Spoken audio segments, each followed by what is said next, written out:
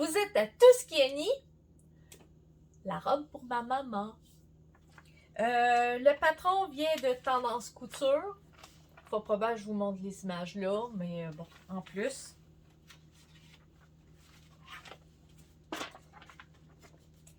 Il y a ça. Et bon, c'est la grise que ma mère a choisie, qu'elle veut faire, mais qu'elle peut l'avoir en blouse parce qu'on l'a ajusté jusqu'en robe.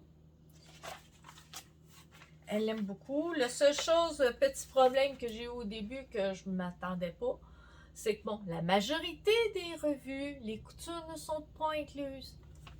Tendance couture, les coutures sont incluses. Et je peux vous dire à quel endroit c'est marqué. La première page, qui est en genre papier journal, à la place que papier glacé, si je peux bien tomber dessus. En bas ici, c'est marqué, moi je l'ai souligné en jaune, les surplus de couture et les surplus d'ourlet sont compris dans le patron, sauf indication contraire. Les surplus sont de 1,5 cm. 1,5 cm, qui veut dire pour nous nord-américains, c'est 5/8 de pouce. 1,5 cm est égal à 5/8 de pouce. Pour le reste, je vais vous dire, ma mère est très satisfaite de sa robe. Et anecdote, quand j'ai filmé ma mère dans sa robe, que je suis sûrement en train de montrer si je ne l'ai pas encore fait, il y avait une couture que je n'avais pas repassée. La couture entre le haut et la partie jupe. Et ma mère a dit, ben c'est pas beau ça. Ça prendrait du repassage. Je pense que je l'ai repassé, mais j'ai eu de la misère. Ben dans ce cas-là, ça sera des surpiqûres, ça prendra là. Je suis redescendue après, repasser comme il faut, parce que bon, dans une de mes vidéos avant, je vous ai parlé la mort de mon fer à repasser. Bon, mais ça a tombé dans ce moment-là, l'histoire du... et j'ai sauté une étape de repassage. Je peux vous dire, je peux pas faire de coin rond avec ma mère. Elle remarque tout. Je vous laisse avec la vidéo de comment toutes les étapes de la conception, de la couture de cette robe. À plus tard. Il y a à peu près 4 jours, j'ai acheté mon premier Tendance Couture, le numéro 8. On est le 6 février. Et franc, j'ai acheté cette revue-là et l'autre, c'était Beurre de Style. Les deux seules revues à peu près que je suis capable d'avoir au Québec sur les tablettes et toujours un peu en retard. Être franc, je les ai achetés sans même les avoir regardés parce que j'avais mon fils et mon neveu qui me poussaient dans le dos avec une certaine impatience. Fallait que je les fasse patienter. Restez tranquille, vous allez avoir un chocolat chaud. Ça a quand même fonctionné, mais il fallait que je fasse vite. Voici le modèle que ma mère veut avoir. Nous, on va le faire en tricot extensible. Ça a un zip. Ce modèle-là a un zip dans le dos, mais comme on le fait en tricot extensible, on va faire sauter le zip dans le dos. Parce que, bon, on s'entend, ma mère a 82 ans, si je ne me trompe pas. Et bon, un zip dans le dos, elle n'a plus la mobilité peau. Mais c'est le genre de modèle qu'elle aime beaucoup. Ça fait que je me suis amusée. Voici la planche de patron. Et en plus, avec changement de taille. Parce que ma maman, ça serait du 36 de poitrine, du 45 de taille et 44 de hanche. Ça fait qu'on a fait ce qu'on pouvait. Voici.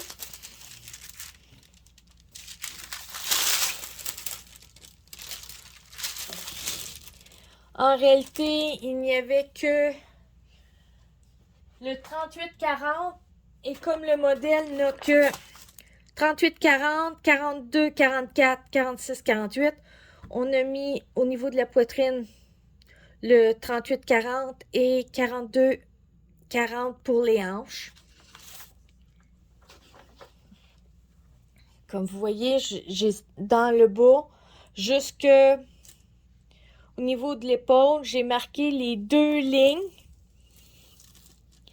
Et après d'avoir fait les 2 lignes, j'ai fait un raccord et gardé tout l'écran, faire un alignement avec l'écran. Ce cran-là est du 42-40. Celui-là est du 38-40. Et sur la ligne entre les deux, en faisant le raccord, j'ai mis un petit trait qui est le nouveau cran. J'ai fait ça pour le devant et pour le dos. Je vous montre le dessin technique. Il y a plusieurs modèles qu'on utilise les poches sont utilisées sur 2 modèles. Tu peux jouer pas mal avec ces 2 modèles-là. Parce que, mais ma mère, ce qu'elle veut réellement, c'est qu'elle veut que ça soit long, ça, puis un col large.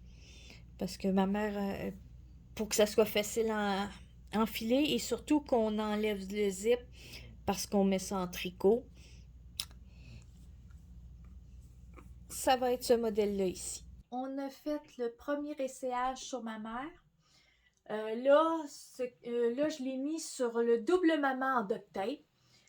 C'est un mannequin en duct tape que j'ai tapé sur ma mère pour avoir une référence même quand elle n'est pas là. Ça fait que je vous montre là-dessus. Les modifications qu'il y a à faire, c'est ici, on a à peu près 2 pouces enlevés, qui veut dire à peu près 5 cm enlevés en haut ici, à rien en bas, pour le devant.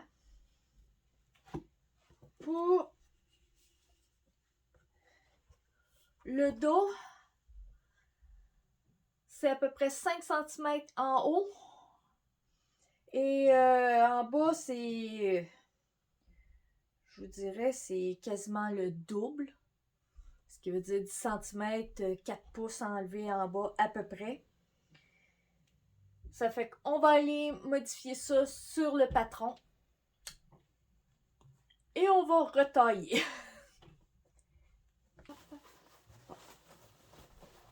Le mannequin en duct tape de ma mère, c'est ça. Les avantages d'un mannequin en duct tape, c'est que ça a les bonnes courbes aux bons endroits. Est-ce que ça a exactement les bonnes mensurations? Je dirais pas vraiment. Mais ça a les proportions. Et ce qui est très important dans ce cas-ci, parce que ma mère, bon, comme elle est vieillissante, elle a 82 ans, sa morphologie, elle n'est plus standard. La colonne vertébrale s'est affaissée. Elle a perdu la poitrine, son dos a voûté. Ça fait que ses formes ne sont plus ce qu'on appelle standard, qui fait qu'il faut que je modifie à peu près tous les vêtements qu'elle fait par rapport à sa morphologie pour que ça y fasse bien. Comme vous voyez, c'est pas parfait. Bon, ici, ça a l'air que ça a ouvert. Il faudra que je redonne un petit peu de duct tape là. Mais, en gros, ça a bien fait la job et ça me permet de voir et corriger certaines choses que vérifier sans que ma mère soit présente, sans avoir à la faire déshabiller à chaque fois. De temps en temps, je fais juste le remettre dessus et ça me donne une bonne idée. Puis même pour moi, quand il s'agit des choses dans le dos, je sais que de temps en temps, il y a quelque chose qui ne marche pas bien pour X raisons. Ben moi, je le vois pas puis je peux pas le corriger directement. J'ai un mannequin en duct tape à mes mesures et ça me permet, je le mets dessus puis je vois où est le problème et ça me permet de le corriger. Parce que personne a la morphologie comme les mannequins de couture a la même grandeur de buste. Ah, ça fait bien sur le mannequin, mais est-ce que ça te fait vraiment bien? Moi qui ai une bonne paire de fesses, les reins creux, les épaules plus larges que la moyenne, la carrure plus grande que la moyenne, c'est peut-être pas l'idéal, un mannequin normal, mais mon mannequin à duct tape, je peux m'y fier. Pour du moins les proportions. Je dis pas qu'il est 100%, qu'il est 100% à mes mesures. On change toutes de mesure. Comme là, présentement, je peux vous dire, j'ai changé 2 tailles de brassière. J'ai maigri. Peut-être pas l'endroit que j'aurais voulu, mais j'ai maigri. Ça fait que... Mais mes épaules ont la même angle encore, parce que j'ai les épaules beaucoup plus carrées que la moyenne. Ça cause quelques problèmes sur certains vêtements. Bon, on va aller étape par étape. La première étape, c'est de transférer les modifications sur le papier. L'épingle, de ce qu'il y avait de trop, je l'ai mis ici en mauve. Et c'est à rien dans le bas. Étape 1, faite. Étape 2, je fais la ligne ici qui va être la ligne de pliage pour le chandail. Il faut que je me rappelle une chose, sur le pli du tissu en bas, ça doit rester à 90 degrés. Mais il faut que j'aille là. Ça fait qu'à place de faire la pince ici, une ligne droite coupée jusque là, il faut que je transfère un peu la pince un peu partout. Parce que c'est comme une pince, il faut que je disperse le manque, ce que je dois enlever de tissu. Je vais en enlever un petit peu ici, dans le bas ici, qui fait que le coin ici va relever un peu. Et le coin en haut de la manche va descendre aussi. Mais, il faut que la mesure ici et ici reste la même. Qui fait que c'est les angles qu'on va changer. Bon, j'ai mis la pliure du tissu de mon patron à corriger par-dessus la ligne de la pliure du tissu du prochain patron. Je fais à peu près les 3/4 de l'ourlet reste le même. Et là, je vais basculer de la moitié de ce que je veux enlever parce que c'est trop gros. Si ça aurait été juste d'à peu près 1,5 cm seulement, j'aurais dit je bascule à partir de là, je bascule au complet, puis il va tout se ramasser là. Mais dans ce cas-ci, c'est beaucoup trop gros. C'est un peu plus qu'1 pouce, ce qui veut dire un peu plus que 3 cm. Ça fait que c'est un peu gros. Ça fait que dans ce cas-ci, il faut que je le répartisse à plusieurs endroits. Le premier endroit que je vais le mettre, à peu près 1,5 cm, je bascule, qui veut dire de la moitié de ce que j'ai enlevé en milieu devant. Et là, à partir de là, je viens faire le coin de l'ourlet. Et de ce coin-là, je viendrai rejoindre le restant de l'ourlet. Je vais faire une petite courbe. Maintenant, je vais faire la totalité de la pince en haut. Je fais le col, parce que c'est cette mesure-là au complet qu'il faut que j'enlève. J'ai fait le col et une partie de l'épaule. Et il y a une partie... Bon, on reprend à partir du col. Je me suis rendu compte que j'avais foutu le bras devant, qui fait que vous voyez strictement rien de ce que je faisais dans le coin ici. Là, on va faire... On a pivoté la totalité de la pince pour le col. Et là, on va aller chercher le coin ici. Pour ça, parce que là, il faut que la mesure de la manchure, de l'épaule et du côté reste la même. Mais l'angle n'est plus le même.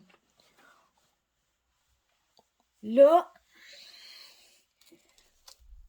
on met le doigt sur le coin du col et on le fait pivoter et on marque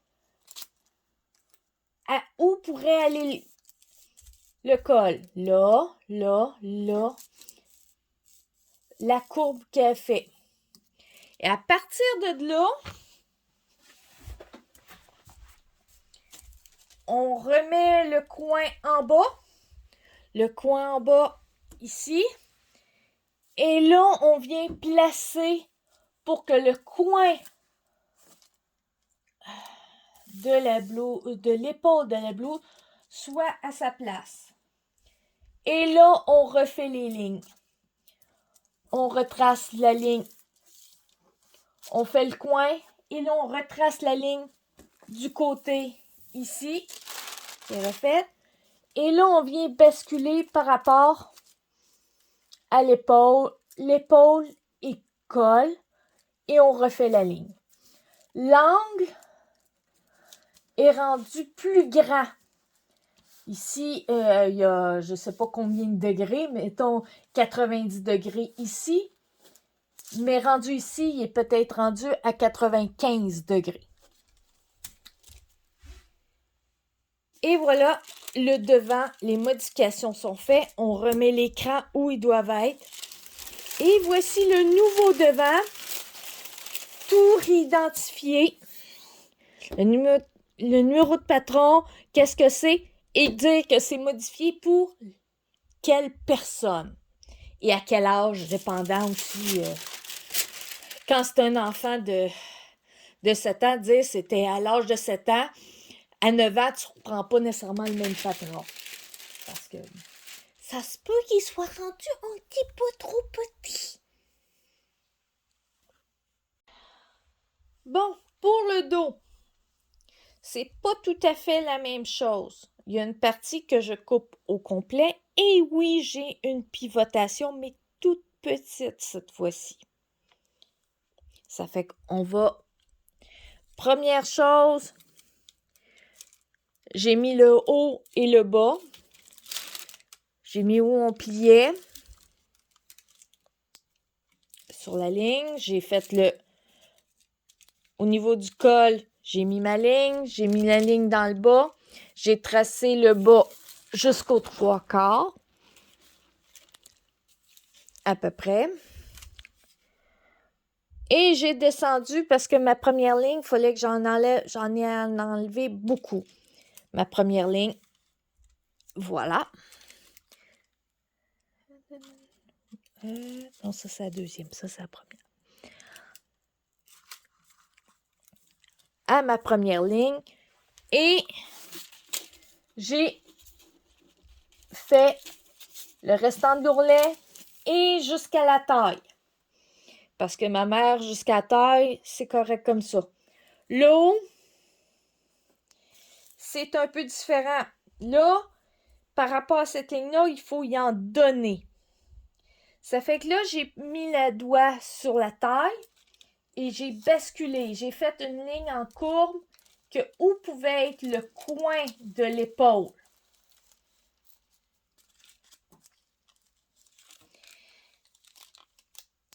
Après ça, j'ai été à ma deuxième ligne.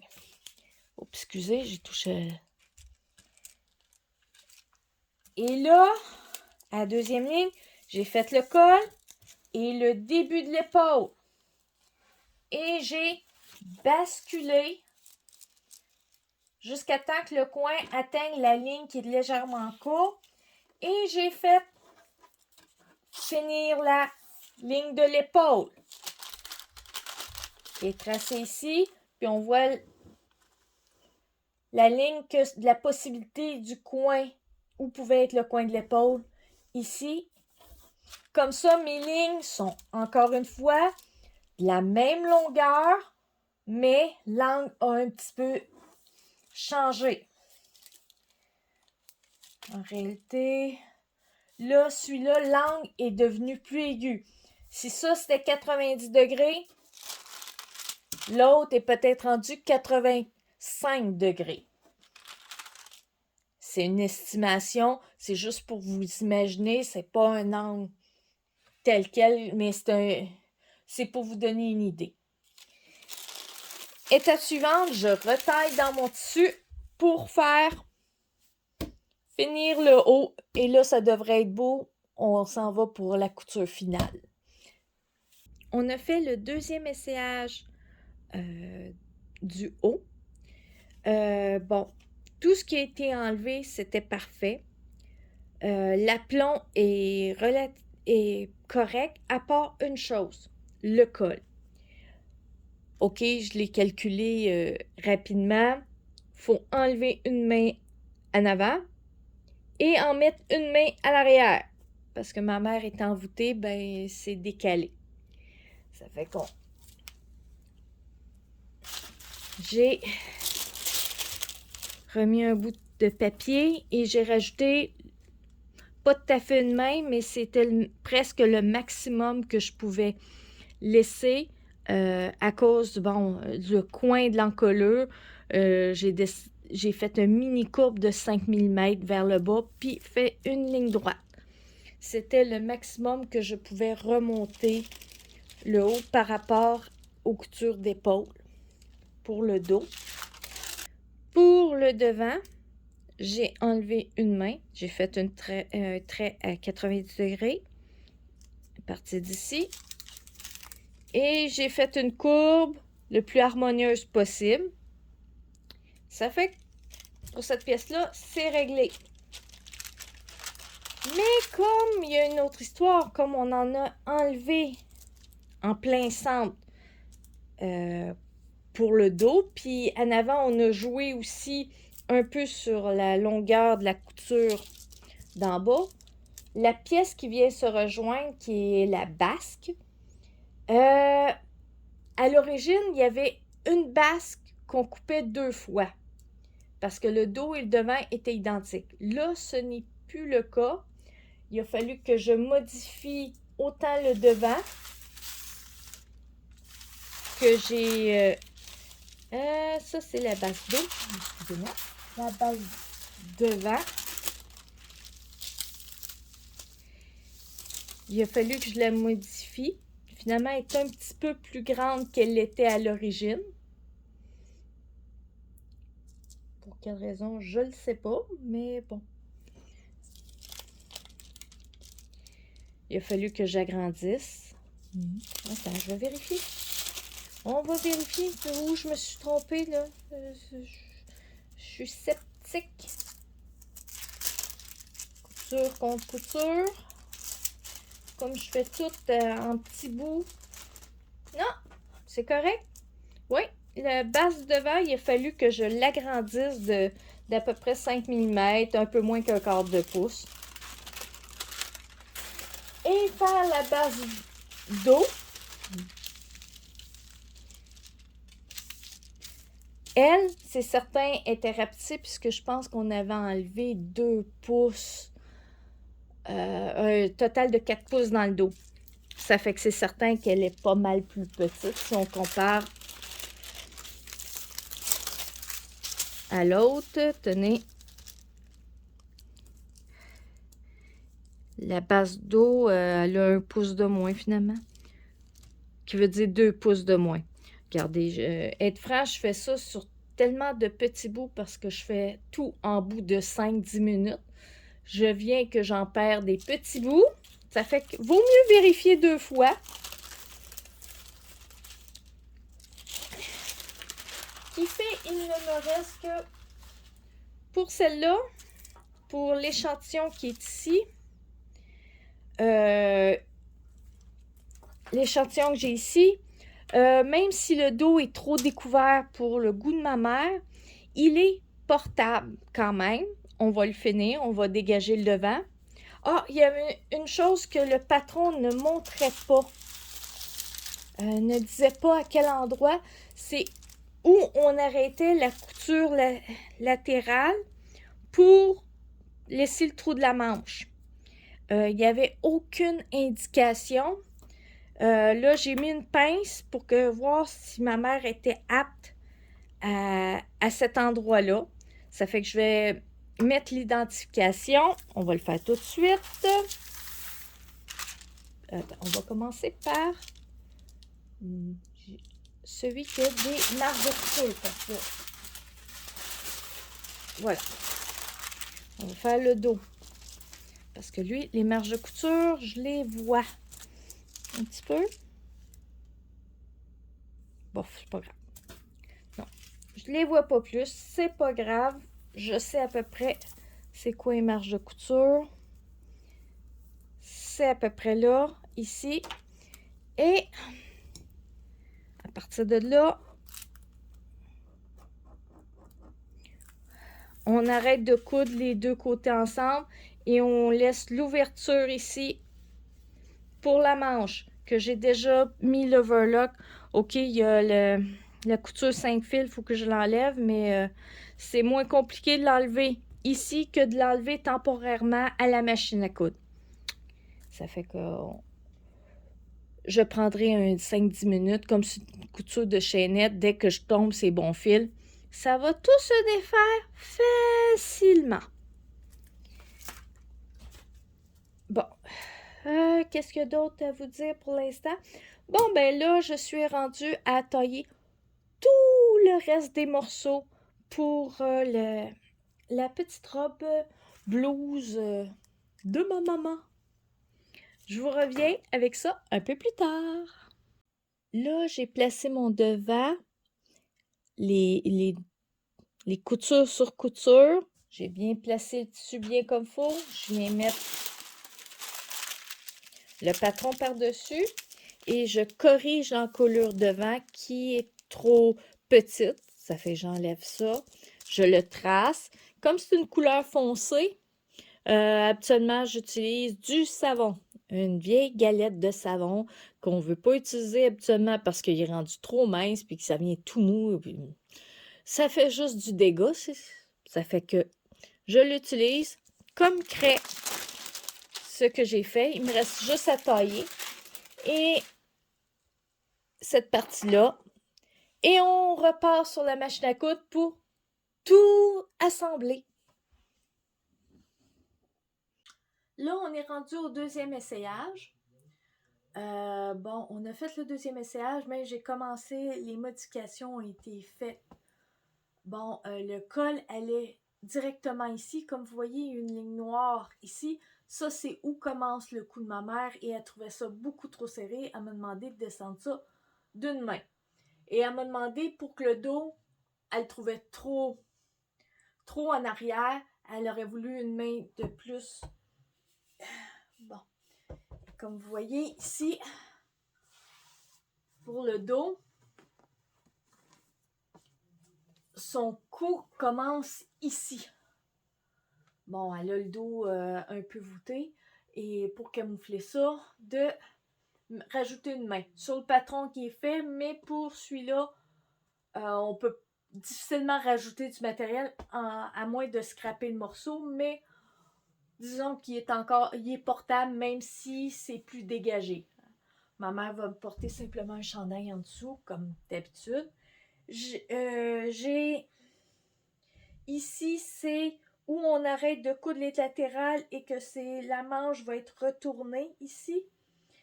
On l'a déterminé sur elle. Parce que sur le patron, l'emplacement de l'arrêt entre la couture latérale et de la manche n'était pas indiqué. Ça fait qu'on se débrouille, on va s'en faire une indication. Mais pour le reste, à date, ça paraît très bien. Ça a bien de l'allure. Passons à l'étape suivante. Le truc pour découdre une chaînette, c'est toujours de partir par la fin de la chaînette et défaire un petit peu, puis on finit par trouver et enlever les fils pas bons. Ben, quand on coupe, enlever le petit fil qu'on a coupé qui se dédouble Et après ça, regardez comment ça se découd facilement. Hop là. Je fais ça comme ça.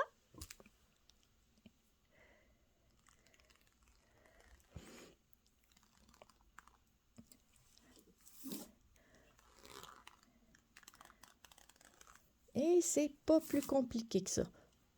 C'est pour ça que les coutures de chaînette, de temps en temps, on dit « Ah, c'est solide tant que tu casses pas à la bonne place. » Et voilà, je me suis débarrassée de la couture de chaînette.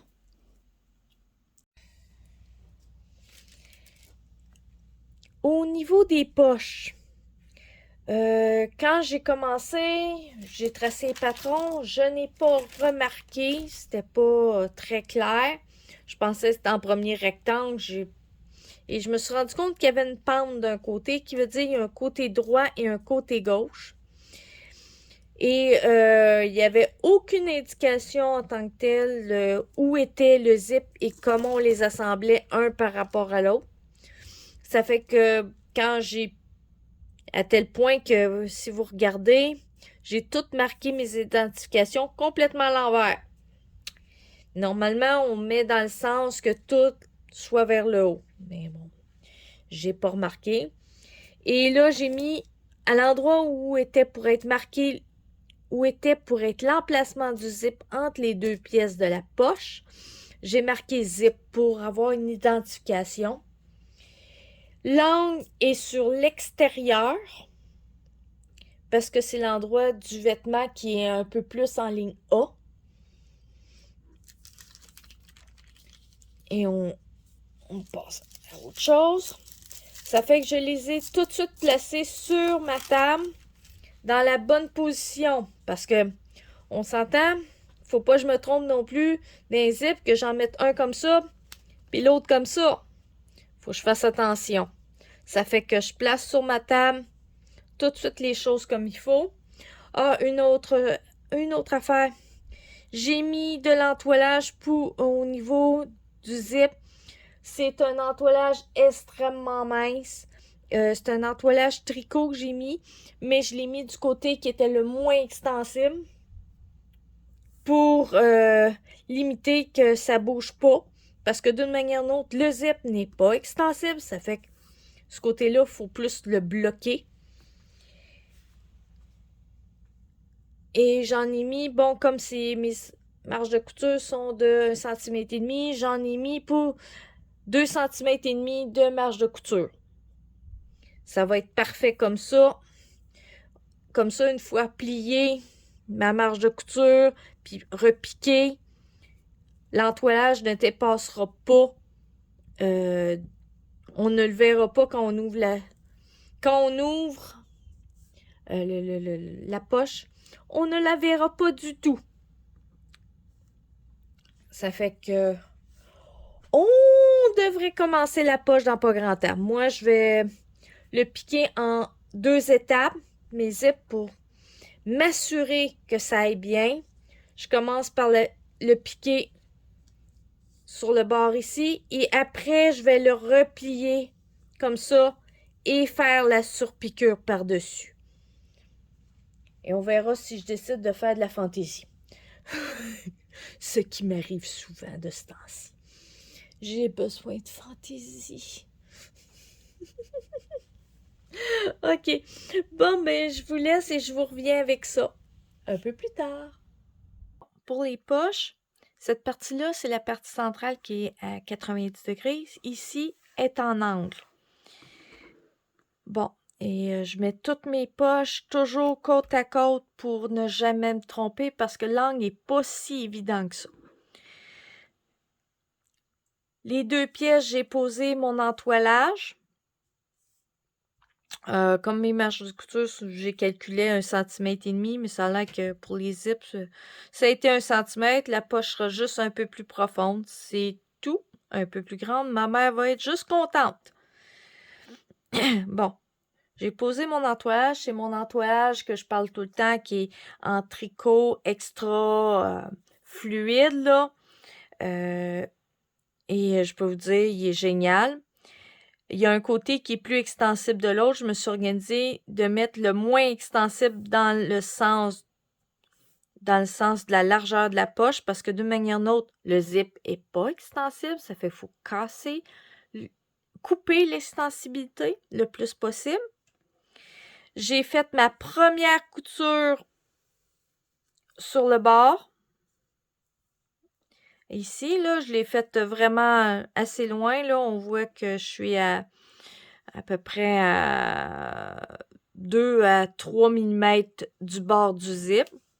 C'est juste pour qu'il soit bien tenu, qu'il ne bouge pas.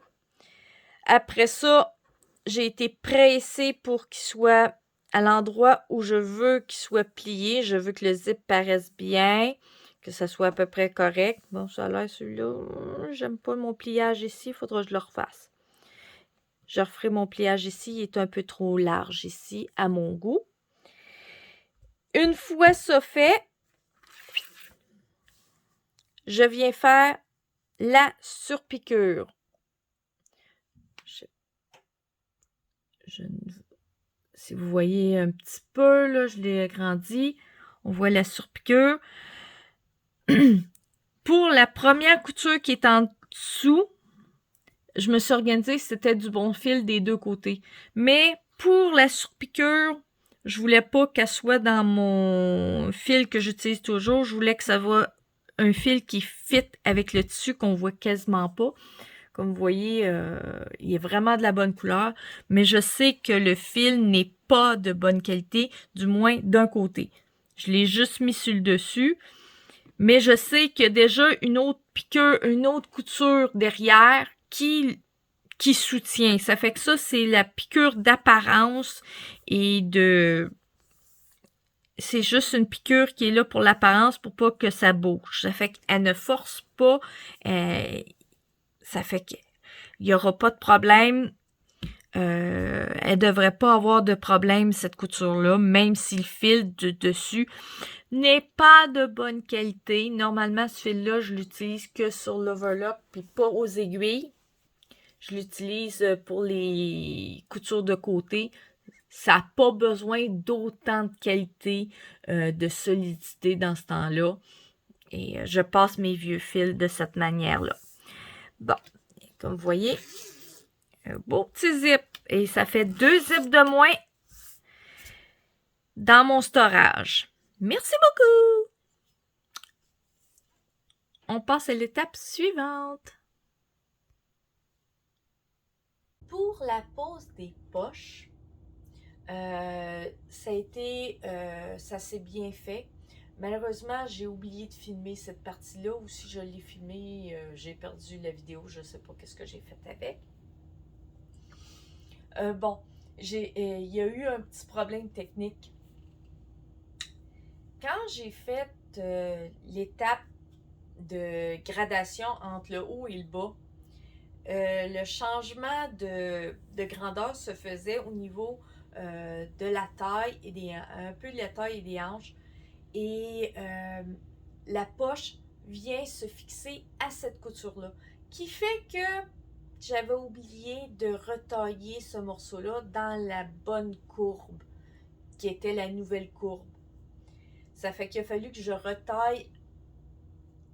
retaille et un petit peu, les zips ont été un petit peu manger une petite affaire. Mais c'est pas si pire que ça. C'était correct. Pas de problème. Puis, bon, j'ai fait retourner pour les coutures parce qu'il y a des coutures sur... Il y a sûrement des photos que je vais mettre là. À peu près dans ce coin-là, me connaissant. Pour le reste, j'ai repassé les coutures qui étaient pour être surpiquées. Je les ai fait tenir avec des pinces pour bien qu'ils restent pliés pendant tout le temps. Et en plus, j'ai épinglé certains endroits avec la robe. Parce que bon, comme je fais ça en petits bouts de 5-10 minutes, de temps en temps, je me rappelle plus tout à fait où je suis rendue. Excusez-moi, ça a l'air que je suis encore fatiguée. Et ça s'est bien fait. Le fil du dessus, c'était comme la piqûre du zip. Le fil du dessus était le fil de la bonne couleur, mais moins bonne qualité. Ça devrait pas avoir d'impact en tant que tel. Ça fait que on verra à longévité. Le temps nous dira, je vous reviendrai un peu plus tard là-dessus pour vous dire comment se portent certains vêtements. Je vous laisse le restant de la vidéo. J'ai fait l'essayage de la robe à ma mère. Elle va très bien. Il y a juste, j'ai dû enlever 2 pouces de matériel. 1 pouce, c'est 1,25 si je me trompe pas, centimètres. Puis j'ai laissé 1 pouce de barre dans le bas. Je viens de faire les tests parce que sur ma Futura avec avec la double aiguille. Être franc, c'est la première fois que je l'utilisais, même si j'en ai acheté souvent. Je suis rendue à 4 paquets différents. Celle-là, c'est une double aiguille, moyen écart, petit écart, grand écart, puis j'ai même une triple aiguille. Faut que je les essaie. Certaines, ça fait des années que je les ai. Et bon, comme je ne... Pour quelle raison l'occasion se pointait pas que de l'utiliser ou je ne me tentais pas de faire les tests. Ou encore, je me suis rendu compte au départ quand je les ai achetés que ça ne fitait pas sur ma white. Parce qu'en passant, ma white, pour enfiler l'aiguille, c'est pas à l'avant, c'est sur le côté qu'il faut enfiler l'aiguille, du côté gauche vers la droite. C'est une très vieille machine, même si elle fait le zigzag, là, c'est du gauche vers la droite. C'est dans les dernières machines à coudre qui ont cette caractéristique-là. Ça fait que, bon, les premières doubles aiguilles que j'ai achetées, je les ai foutues dans une boîte et ça c'est resté là jusqu'à aujourd'hui. Et bon, ma Futura, c'est une machine, en passant, qui fait de la broderie. Petit hic, faut un ordinateur qui soit sur Windows 8. Et malheureusement, cet ordinateur-là, on me l'a volé il y a quelques années.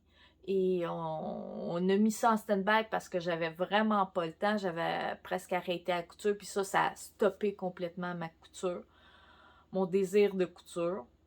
Et bon, ben là, on essaie de avoir un autre ordinateur qui soit capable d'avoir ce Windows-là. Ce qui n'est pas nécessairement évident. Puis, de temps en temps, ça passe de côté parce que, bon, ben, il y a des choses plus urgentes que faire de la broderie. Mes premiers tests avec ma machine, splendide. Je sais qu'on voit fort probable pas grand-chose. Disons que j'ai essayé différentes longueurs de pointe et l'extensibilité est là. L'extensibilité est là. Du peu que le tissu s'étire, parce qu'en passant, ce tissu-là, c'est peut-être un tricot, mais il s'étire pas gros. Ça fait que ça devrait être beau. Puis en dessous aussi, c'est super beau. Ça fait que on va se mettre à faire les ourlets. Bon ben, bye bye. À la prochaine. Mettez des pouces en l'air si vous avez aimé. Et abonnez-vous pour ne rien manquer.